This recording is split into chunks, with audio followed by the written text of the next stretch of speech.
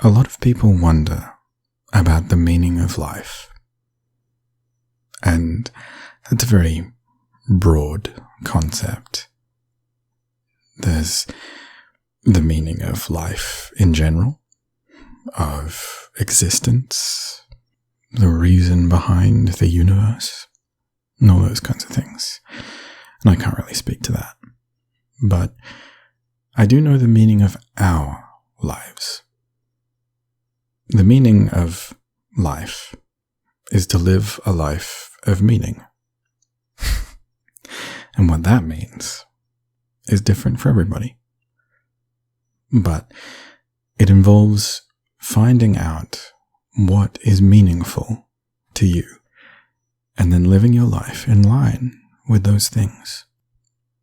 Because when we live our lives in line with our values, our passions, our standards, our morals, our codes, our beliefs, then we find life to be fulfilling. We find it to be an enjoyable, rewarding experience that makes it seem worth living. And that's the most wonderful thing that I think anyone can have. I think that's better than happiness, because happiness is fleeting. It's a feeling that comes and goes.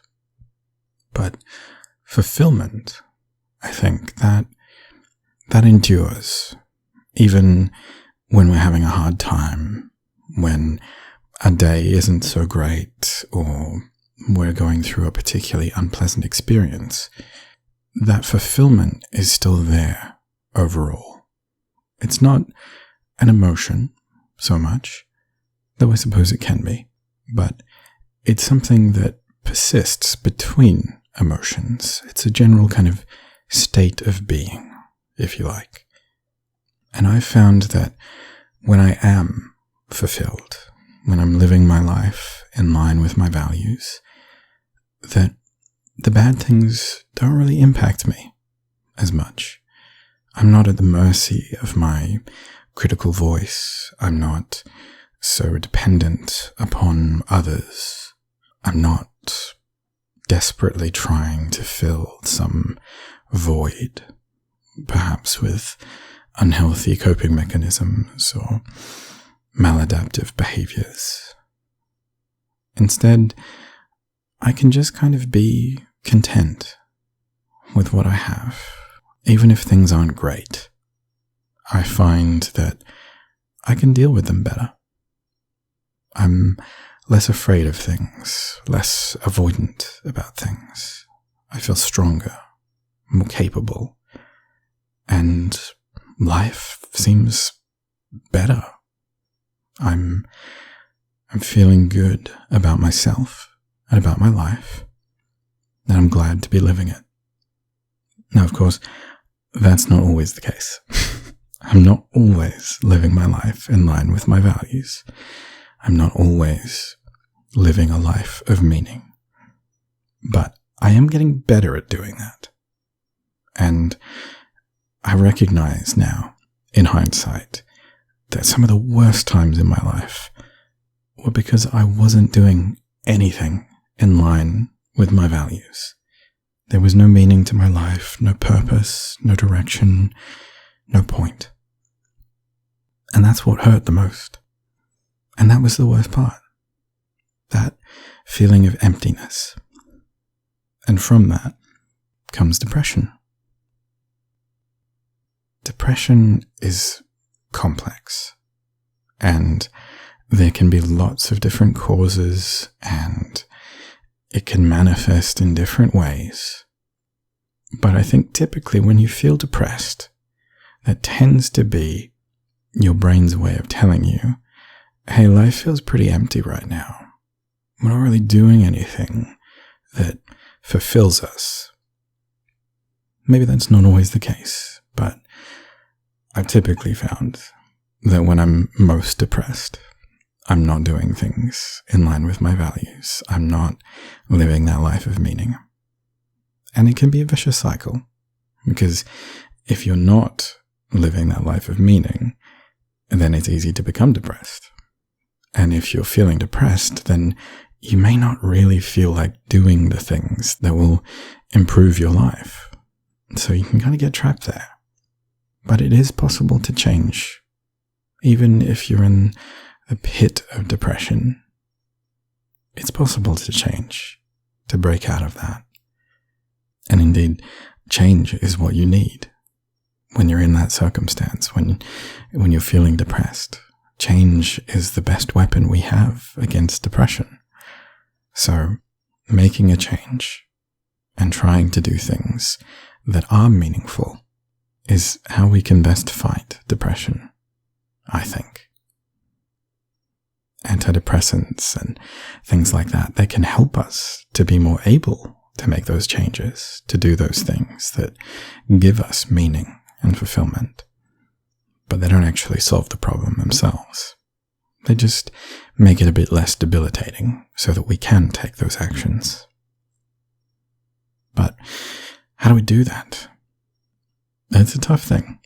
Something I'm still figuring out. But the thing you need to do is to figure out what your values are. Values are very diverse. There are lots of different values that we have, different things that we care about, that we find important personally. The things that matter to us may not matter to other people in our lives. Typically, we share some values with the people we know because we tend to form close relationships with people who have similar values to us, but not always. When we're growing up in our early childhood, our values are typically quite influenced by our parents and any other important figure in our lives. And we tend to just kind of accept most of our parents' values without really questioning them or seeing if they're right for us.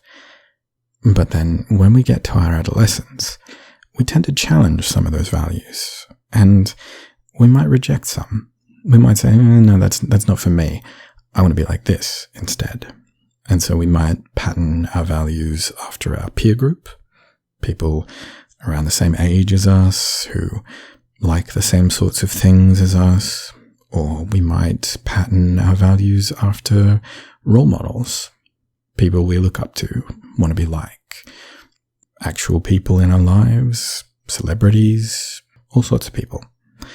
But typically, we find that our culture, our society, our family, our peers, they influence our values. And once we reach adulthood, they're more or less set in place, but they can still change, particularly some drastic life event, some big change, maybe a near-death experience or having a child. We can find that our values change and shift.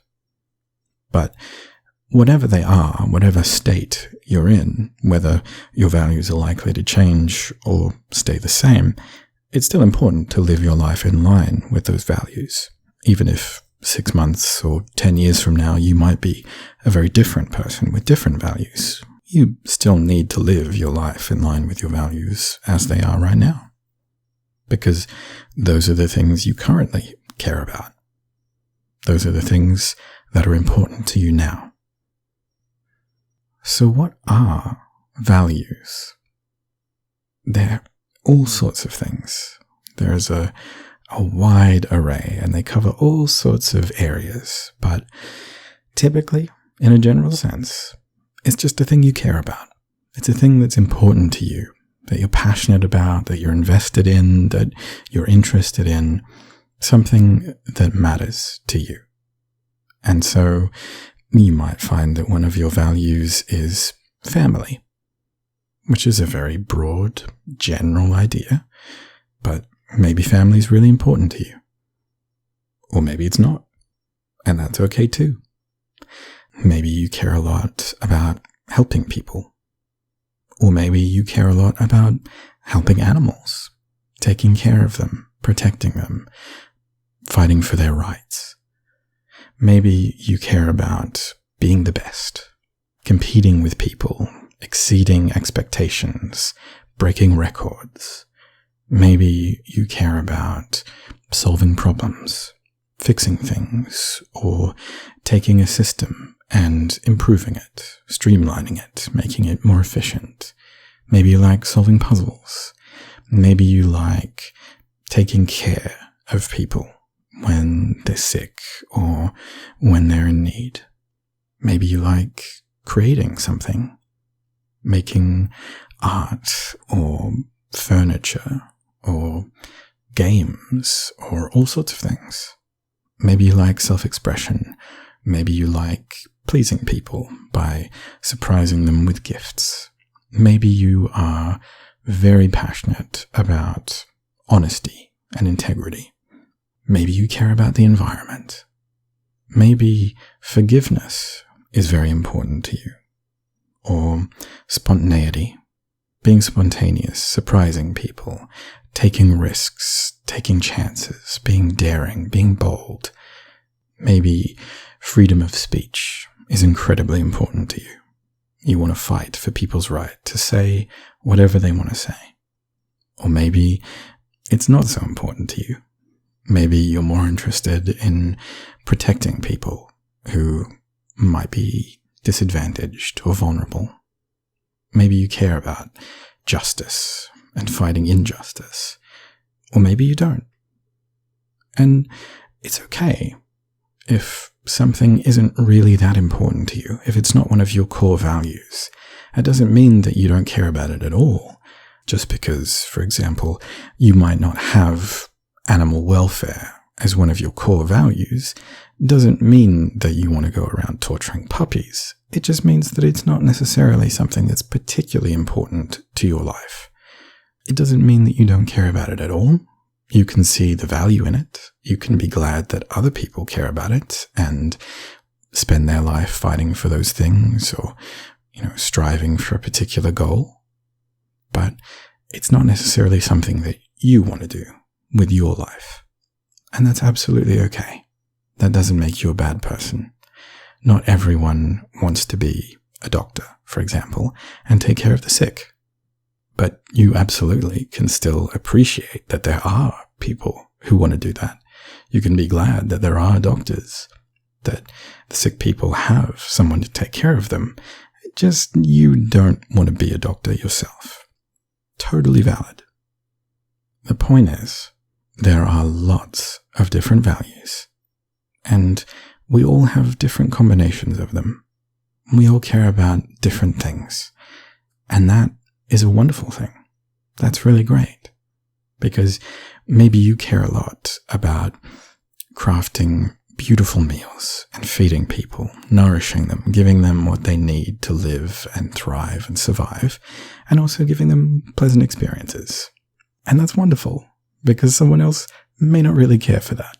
They might very much appreciate having wonderful, delicious food, but they don't want to cook it themselves. And so you might open a restaurant and make your living as a chef, and then they can do whatever it is that they're passionate about, whatever their values are, like, for example, taking care of the sick.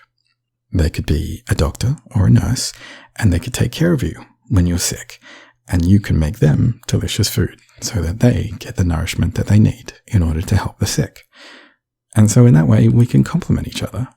We can have a diverse society full of people doing different jobs, different tasks, caring about different things, spending their time to pursue those things, those goals, those values.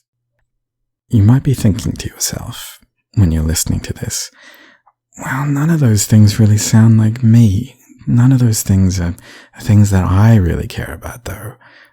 Maybe I just don't have values. And that's not true. But it's understandable that you might think that. Many of us initially think we don't really have values. We can look at other people and they can seem really clear-cut what someone's values are. But when we look at ourselves, we just don't see it. And part of that is values are kind of like the lens through which we view the world. And so if you've ever worn glasses, it's easy to forget that you're wearing glasses because you're not looking at your glasses, you're looking through your glasses. So you kind of lose sight of your glasses. Much the same way that it's not actually easy to see what your values are because you're seeing things through those values. And so it just kind of blends into the background for you. It's just your everyday natural tendency to do certain things. So it can be tough to see what your values are. But also, if you're depressed, having a hard time, not really feeling like there's much value in your life, and maybe your self-worth is low, and so you don't think of yourself in particularly nice ways, then it can be tough to see values, because you may have a negative belief telling you that you don't have any values, that you're a boring person who is passionless, who doesn't care about anything, whose life is empty, doesn't have any values. And because of that negative belief, your brain is probably screening out evidence to the contrary. When we're depressed, our brains have a tendency towards pessimism, so they see the negatives, and they latch on to these negative beliefs, and they screen out any information that doesn't really fit them. So you might be encountering dozens of values-related things, but your brain just doesn't really see that, doesn't put them in the filing cabinet. It just tosses them to the side and goes, no, we don't have any values. But that's not true. Everyone has values. Everyone does. You can't go through life and not pick up values. It's just hard to see. And I've been there. I struggled so much to find what my values were. I couldn't see them for the life of me. I spent months and months and months trying to figure out what my values were, what kind of job or career might suit me, and I just couldn't see anything. And it was really difficult. And you might be saying, well, okay, fine, that's the old you, right? Now you're very passionate. Now you have lots of values. But no, this was not that long ago. And I was mid doing audios and recordings and helping people and all of this kind of stuff. I was doing loads of things that were values adjacent, at least, if not in line with my values, but I just couldn't see them. And I was searching for purpose. I was going to careers counselors and stuff like that. And one day, my careers counselor said, it sounds like you're already doing what you want to be doing. It sounds like you're already doing what you're passionate about. And I was like, what? No. That's not a real passion. That's not a real value. That can't be a real career. I can't make a living doing audios. And whether or not that's true, who knows? But the point was that I had screened it out. I'd said, no, that doesn't fit with my very narrow standards of what values are. And I think we have a tendency towards doing that, where if we're not like saving the Amazon rainforest or, rescuing trapped orphans in Uganda or something, we're like, oh no, that's not a real value. I need to go and join Greenpeace or something. That's what a value is. I need to be protecting things. I need to be chaining myself to trees and protesting deforestation. But no, you don't need to do extreme things for it to be a value. Yes, those people who do those kind of extreme things tend to be motivated by their values, and they probably feel quite a lot of fulfillment from doing those things, but you don't have to be doing those kind of drastic things in order to have values. Often, the things that we're doing in our day-to-day lives are already influenced by our values. We have a natural tendency to just default to things that we find kind of fulfilling. But we might be doing smaller, watered-down versions of those things. So, for example, you might find yourself listening to your friends a lot, just listening to their problems, talking things through with them, comforting them, giving them advice, stuff like that. And that might be your form of helping people. That might be a compassionate thing, being empathetic, being kind, being loving. much like what I do. And your brain might discount that and go, nah, I'm just talking to my friends, right?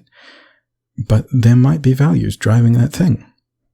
Why is it important to you to do that? Why is it enjoyable to do that? Maybe it's hitting some of your values. Maybe there are more concentrated forms of those things.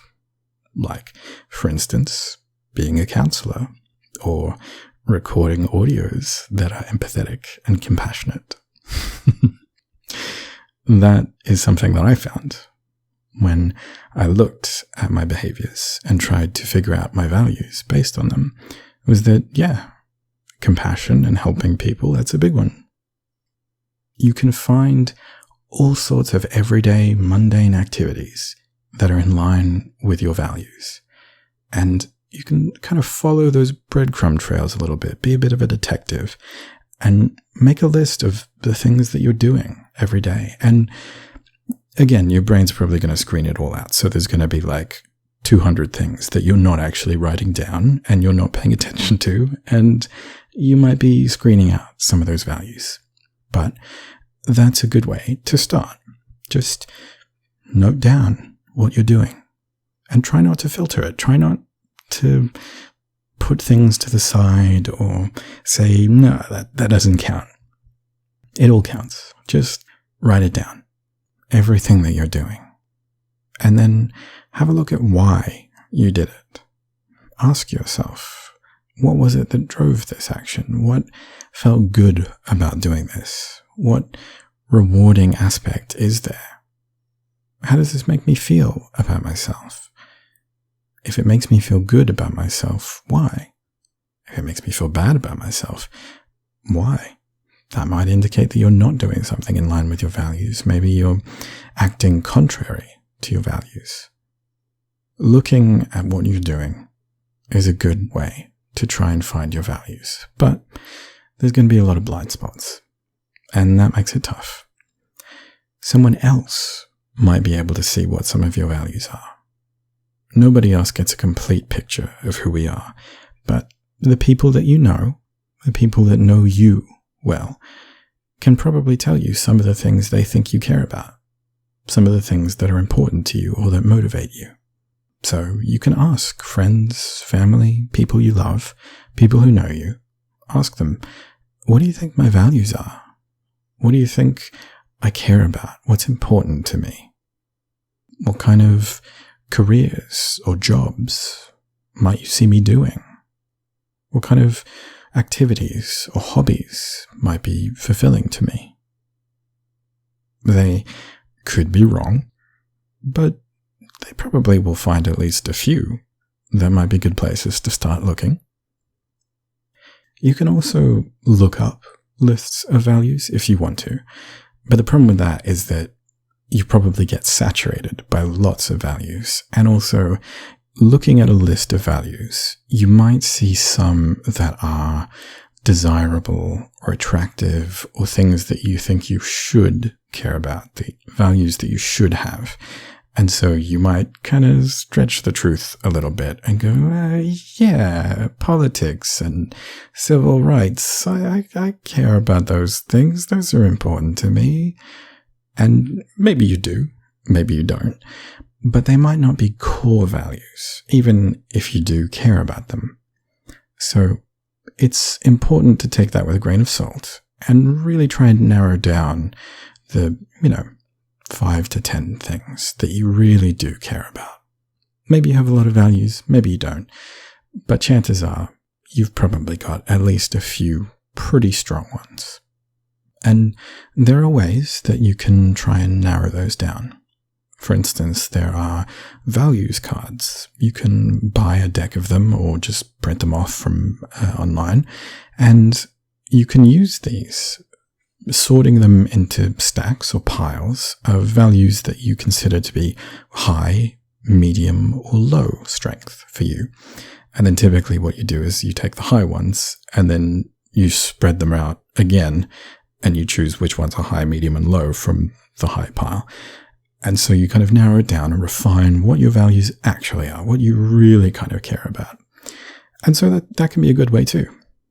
But however you do it, however you look at what your values are and try and figure them out, it's important then to try and think about what you can do in line with those values, what might be a little bit more concentrated to give yourself that fulfillment.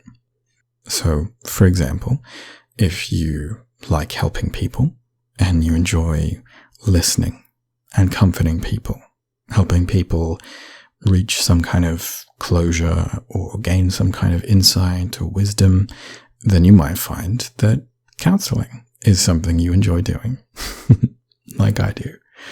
But maybe you find that you really love solving problems, and so maybe you'd really enjoy playing puzzle games or working together with people to try and solve their problems. Or you might find it fulfilling to enter into a career where you get to solve lots of problems, like being an engineer, for example. There are all sorts of values, everything under the sun, and chances are you will find that you're already doing quite a lot in line with your values, but they might be small things, and you might not really be thinking about them or appreciating them that much. And so there are probably stronger things that you can do, or you can try and spend more of your time doing those things. And again, there's probably loads of lists online that you can look at to try and figure out more things to do in line with those values. And you can ask friends and family members. You can get suggestions from people about what kind of things to do, what kind of things might be in line with your values. You might find that your brain already has a tendency towards certain things. Just whenever you're at a loose end, whenever you've got some free time, whenever your mind starts to wander or daydream, you might be gravitating towards certain topics, certain activities, fields of thought, certain subjects that you find interesting or fun or engaging. And so maybe you want to pursue that more. Start creating more. Writing, painting, drawing, knitting. Or maybe you want to focus more on athletics. Maybe you care a lot more about physical fitness or breaking records or personal improvement. Maybe continued learning is really important to you, and so you want to start taking a course. Maybe a correspondence course or an online course, or even just watching instructional videos, educational videos. Maybe that's something that you care about. Maybe that's one of your values. Maybe you care more about educating others.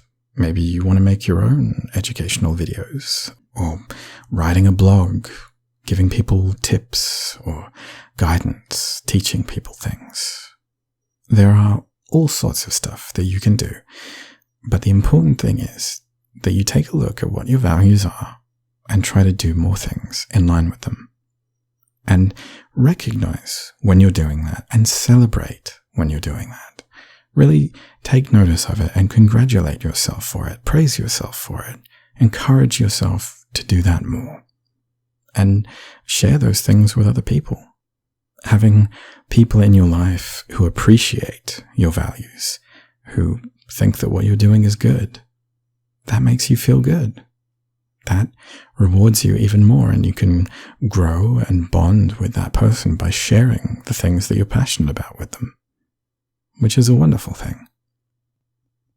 As you live a life more in line with your values, your life becomes more meaningful, more rewarding, and when you do that, you're less at the mercy of a bad day or mental health issues. It tends to reinforce you, to give you more fortitude, more resilience, which is a fantastic thing. Trying to do more in line with your values makes your life worth living. And so if you don't like where your life is right now, or you don't like who you are right now, doing things in line with your values will improve your life, enrich your life, and make you feel better about yourself. And you'll find that so rewarding. It will improve so many aspects of your life, your day-to-day experience, your sense of self-worth, your self-concept. It'll make you more attractive to other people and to yourself. You'll feel more confident. You'll want to share things with other people. Learning what my values are and pursuing them, living a life in line with them, is easily the best decision I've ever made in my life. And I am so, so glad that I've done it. And in doing so, it's made me able to share it with you. This is a huge part of my values, and admittedly, probably too large a part at the moment. I'm perhaps a little too dependent upon recording things and sharing them with others, but I hope to find more avenues for my values, and to find more values that I have, or to develop them, so that I can get fulfillment more easily, more consistently. Even if I can't record or don't feel like it, there's other stuff that I can do to feel good about myself, to make my life feel fulfilling and rewarding and meaningful. And I hope that for you too. I hope that you can find your values and start to do more things in line with them, because it truly transforms your life. It makes it so much better. And I want that for you. You deserve that. Even if you don't think that you do right now, as you start to do more things in line with your values, you'll eventually start to feel like, yeah, actually, I do deserve that. It'll improve your self-worth, as it did mine. I want that for you. So please, make an effort to discover who you are and what you care about, and then pursue those things. Live a life of meaning, because that's what matters.